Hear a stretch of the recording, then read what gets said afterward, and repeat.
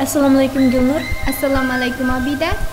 Esingizda bormiki, biz oldin qitimliq programmamizda kichik do'stlarimizga eshakning nimishqa minguzi yo'q degan hikoyani o'qib bermoqchi bo'lgandik. Shundoq, balkim kichik do'stlarimizning to'liq osh hikoyani anglag'isi kelib mushtabda qachon o'qiydigandu deb bizni saqlayotgan bo'lishi mumkin. Unda bo'lsa, mush hikoyani hozir bolalarning huzuriga sunsak qanaqaysiz? Bo'ladi, amsi boshlaylik. Eshakning nimishqa minguzi yo'q. Nihoyat qadimgi zamonda Sulaymon podshoh vaqtida hayvonlar inoq va ijil yashaydi ekan. Hayvonlar orasida munguzlik, munguzsiz hayvonlar bor ekan. Biroq bir-biriga hargiz ozor berishmaydi ekan. Bir-birini bo'zoq qilishmaydi ekan.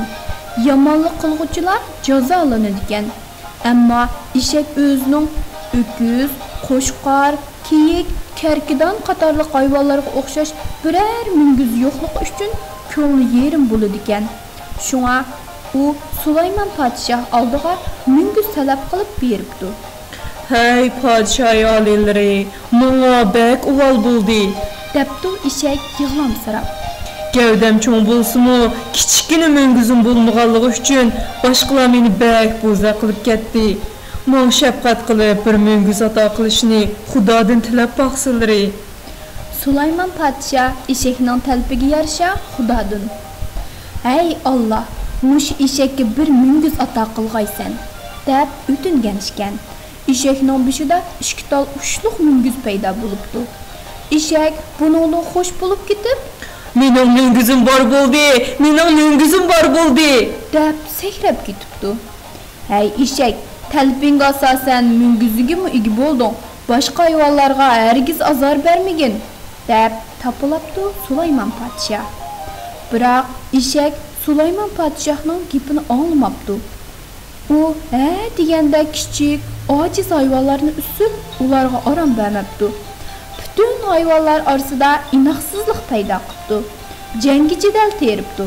Shuning bilan boshqa hayvonlar eshak ustidan Sulaymon podshohga arzi sunibdi. "Tat podshoh olilari" debdi ular. "Eshak aslida eski jidal xurpirnimi edi. Munguzlik bo'lgandan keyin bizga hargiz oromlik bermadi. Oldiga kelsak usida, keyini kelsak tepida. Eshakning dadida yashig'ichligimiz qolmadi."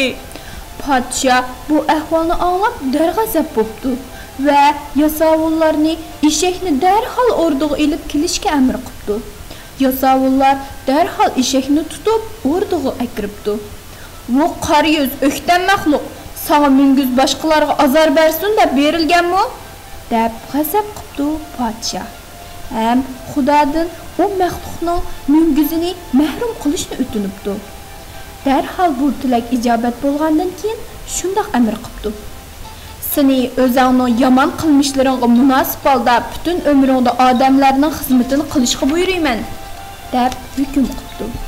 Shuningdan keyin eshakning munguzi yo'q bo'lgan ekan. "Shaharlik do'stim, eshakning bolasini nima deydi?" deb so'rab qoldi u hikoyasini tugatib. "Hangi deydi?" dedim men javoban. Bolalar paraqida kulishib ketdi. Tahirjon tuz tish berdi. "Ey ahmoq, hangi degan eshakning erkaki, eshakning bolasini taqay deydi" dedi. "Mening hayvonlar to'g'risida ancha tushunchamning yo'qligi bolalarni texmi qiziqtirib qo'ydi bo'lg'ay. Ular orqa-orqadan savol so'rab o'tirdi. "Shaharlik do'stim, to'ygining bolasini nima deydi deb baqa" dedi oradan biri. "Men vuduqib kelib, toychoq" deb javob berdim. Bolalar yana kulishib ketdi. Men yana g'alig'imdan o'pida qizirib ketdim. Yuzlarim o't bo'lib yondi. Men o narsalarni xato atab qolganligimga emas, balki yangi kelganimda ularning oldida biroz bilarmanlik qilib cho'ng so'zlab qo'yganligimga xijil bo'lgan edim. Men texay ularni sahrolik, o'zimni shaharlik hisoblab, o'zimni ulardan madaniyatli ko'rib, to'm etib solgan edim.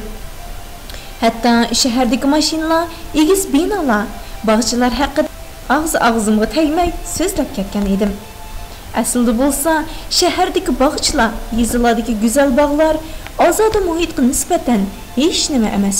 Men keyincha shahardagi bog'chilar, shaharliklarning, yezilarning manzarasiga o'xshatib yasab olgan aramgoh ekan emasmi deb o'ylab qoldim. Mening biladiganlarimdan yezi bolalarining biladiganlari ko'p. Ularning o'yin tamoyisi shundoq mo'l ekan. Maktabdan kelib chorva uloqlarini o'tlatib chiqadi ekan, pal boqqash keng dalalarda kitoblarni o'qiydi ekan, ajoyib qiziqarli o'yinlarni o'ynaydi ekan. Balyag'ash, top tayoq, o'rdikam, aqtira qatorliq ajoyib ko'ngillik o'yinlar bor ekan. Men shundoq o'ylab qoldim. Biz shaharliklar qafasdagi qushdek yashaydi ekanmiz. Maktabdan qaytib kelsaklar, egiz binolardan boshqa hech qanday yana ko'rgili bo'lmaydi. Shunga shaharda yiroqni ko'ra olmaslik esli ko'p bo'ladigan o'xshaydi. Atdigan soat 8larda cho'g'da yilinjab chiqqan quyoshning go'zal jamolini shaharda ko'rish mumkin emas.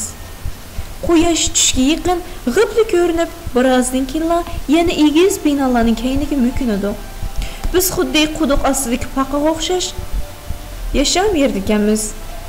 Shuncha zerikib kelsakmi, o'ynab kelgidek yerimiz yo'q. Sirtqa chiqaylik desak, mashinalarning ko'pligidan opam dadamlar ansirab turgan.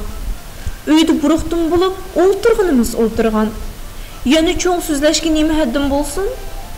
Men shularni o'ylab, bu bolalarning so'zlarini itoatmanlik bilan anglashim, ulardan ko'p narsalarni o'rganib olib, shahardagi do'stlarimga so'zlab berishim kerak ekan degan niyatga kelgandim. Suhbatimiz davomlashmoqda edi. Bahramjon, to'gining bolasini butilaq, otning bolasini qulun deymiz. Otning bolasi 1 yillik bo'lgandan keyin andin toy deb atiladi. Qo'yning bolasimi? Men uni bilman, dedim men Imom Hasanning gapini tartib olib. Qo'yning bolasini qo'zi deydi. Keyinchi deb so'radi ular. Keyin qo'y bo'ldi? Yo'q, bu vaqt cho'ng bo'lmay turib odam deyilmay, bola deyilganga o'xshash. Qo'zimi qo'zilikdan zo'ri paxlan bo'ladi. Andin qo'y bo'ladi, deyishdi ular. Bahramjon, bovam chaqiryotdi, dedi Tayirjon shu chaqda. Bolalar, buvam yig'ay etib emakchi edi, kiramsizlar, dedim men bolalarni taklif qilib. Bolalar xushal bo'lishib, men bilan bizning uyga kirdi. Biz hoyliq kirganda buvam peshayvon ostidagi kigiz silingan supadagi ko'rpining ustida yukinib o'tirdi. Biz buvamni cho'rdab o'tirdik. Kichik do'stlar, hikoyamizning oxirini anglaganlar bormi? Bovisi Bahramjonga yana qanday qiziqarli hikoyalarni aytib bergandir? Undaq bo'lsa, kelar sondagi ism mazmunlar sizlarni kutmoqda.